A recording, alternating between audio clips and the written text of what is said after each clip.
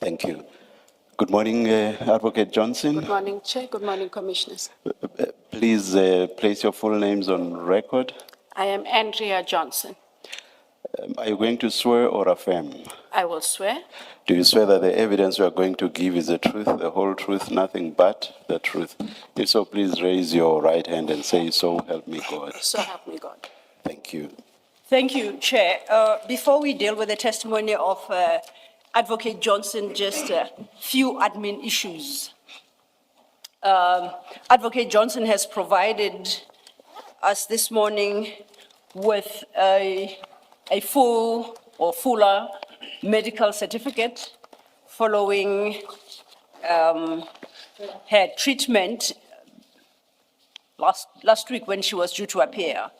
So if I could just hand up copies to the commissioners for the record. We do not intend to take any issue with what's contained in the certificate, nor do we intend to engage Advocate Johnson on same, just for record purposes, Chair.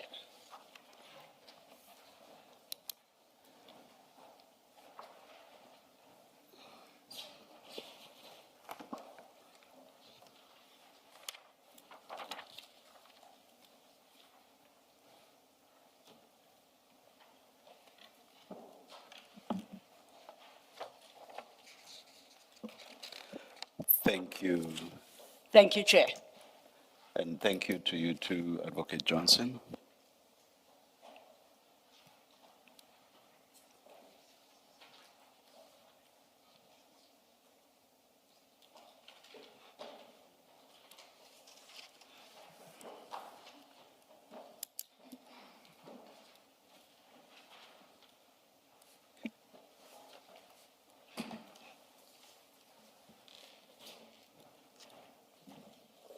Thank you.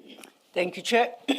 The second issue is last week during the testimony of Colonel Padiachi, certain documents became relevant to the commission, and following his testimony, during the course of his testimony, the commission issued a subpoena calling upon him or upon IDAC to disclose 3 documents based on the testimony of Colonel Padiachi. A further subpoena was issued yesterday calling for further documentation. All that document is relevant to the testimony of Advocate Johnson. I have had a brief chat with my learned friend for IDAC regarding these subpoenas. So if perhaps I may invite him to go on record to indicate the status of the subpoenas and when the documents requested may be availed. Thank you. Mr. Podlani. Thank you, Chair. I acknowledge the 3 subpoenas mentioned by Ms. Silva. The 2 were received last week and the other one came in yesterday late.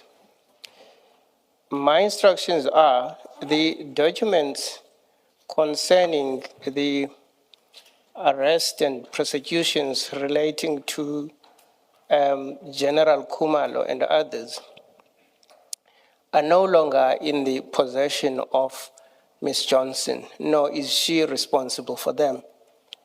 The instructions does that mean IDAC as a whole, no longer in the possession of IDAC? What I understand, Chair, is that since the 18th of June or thereabout, Ms. Johnson asked that she be relieved of the responsibility to deal with those matters given what was said at some point, even about her personally. She felt that she is conflicted and therefore should not be the one leading those processes. The instruction I have is that one advocate, Nicolette Bell, who is the Deputy National Director of Public Prosecutions and Head of General Prosecutions, is the one who is now charged with the responsibility to oversee all the matters emanating out of the referral that was made by Mr. Adams, MP, so that the head of IDAC is no longer responsible for that process. But I didn't relate this to my colleague because it came to my attention only yesterday when we received the last of the 3 subpoenas, when I was asking what happened to the initial two subpoenas, whether we had complied or not. But the position is as I've just stated it. What I'm told is that the prosecutors from IDAC remain in charge of those cases, but they do not report to the head of IDAC. Also, the instruction is that those prosecutors would be in possession of the relevant documents, but the witness before you today is not the one from whom they take instruction, nor does she issue instructions to them. I wish the subpoena that came yesterday had come earlier, because then perhaps I would have relayed this to the evidence leader, and then the relevant person would have been the one to whom a subpoena is issued. But I do think that to the extent that we were told off record that some of those documents would relate to Ms. Johnson's testimony tomorrow, then perhaps a subpoena can issue still today to the relevant person. And would IDAC be taking the formalistic position of insisting that a subpoena be issued in the name of the name or names of the person or people who are in possession of the relevant material? Are they not willing to just cooperate and furnish the material to the commission? I would not have. Or you have no instructions on that? I don't have an instruction in that regard, Chair, but I can tell you my experience. I see a number of people around here who I assume have something to do either with Ms. Johnson or the NPA. Are you not in a position to take instructions? The only person I know is Mr. Mtunzi Maga, who's seated somewhere behind me. The rest I do not know, but certainly during an adjournment I can take an instruction. Yeah, I'm making the assumption purely on the basis that I hardly ever see people sitting in front of Ms. Zianda over there. Oh, no, and, sir. And it's purely on that basis that I'm making the assumption that they may well be connected to Advocate Johnson. Now, Chair, I have an explanation for that. Yes. It has just come to my attention because I had to turn back and look at them. I understand who they are. They don't have any authority in regard to the issues that we're debating. They are Ms. Johnson's protectors. Oh. They would be useful to you when they have to protect her, bringing those documents to you. Insofar as you asked me, Chair, whether we adopt a formalistic approach, I don't have instructions, but in the short time that I've been involved with IDAC, my experience has been that there's a lot of authorizations and red tape, the typical thing that you would find in government institutions. So in as much as I would make a few calls and nudge and ask that the documents be made available, I would still request that a formal subpoena be issued, so that when it is later asked on what basis were specific documents made available, then there's something to rely on. That does not, of course, mean before that process is undertaken, I would not make the requisite number of calls that must be made. I was about to say exactly that. I'll come back to you just now, Mr. Law. I was about to say perhaps the two processes should run parallel to each other.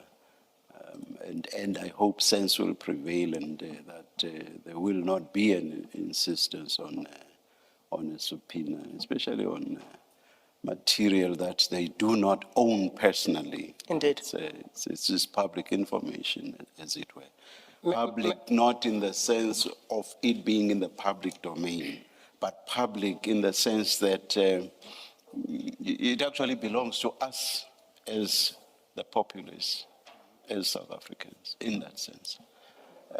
Yes. May I just close off by saying, in relation to the two earlier subpoenas, at the time when they were out, I didn't have time with Advocate Johnson because of what had happened when he was supposed to appear before he was indisposed, and then I couldn't have access to her. But I only then was able to have a consultation with her yesterday. This is when I got the instruction as to what is happening with specific documents that relate to General Khumalo and others. Thank you, Chair. Thank you. Ms. Thank you, Chair.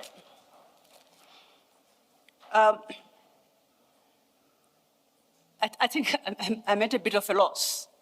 We address subpoenas to the institution. And it is not required of the commission and its members to go locate this. Do you actually have a copy readily at hand now, just to read what it says? As Mr. Bodlani was addressing us, I did wonder in my mind to whom this subpoena or these subpoenas We're trying to call it up, whether. were addressed. Yes. And based on his submissions, I then assumed that probably they specifically refer to Advocate Johnson. They wouldn't, the subpoenas issued last week wouldn't specifically refer to Advocate Johnson. They would refer to IDAC. Yes. Or as Mr. Padiache, Colonel Padiache was given to saying to management of IDAC. Yes. And we have now the very head of that management sitting before you today.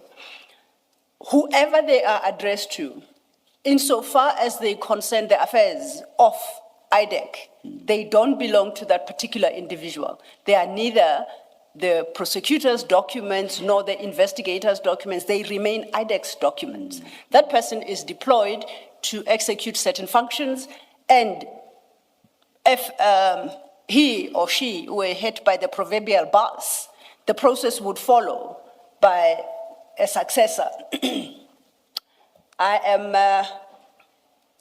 One is showed up to me now, by way of example, Chair, in response to your question, the subpoena. This would be the subpoena dated the 20th of July, 2026.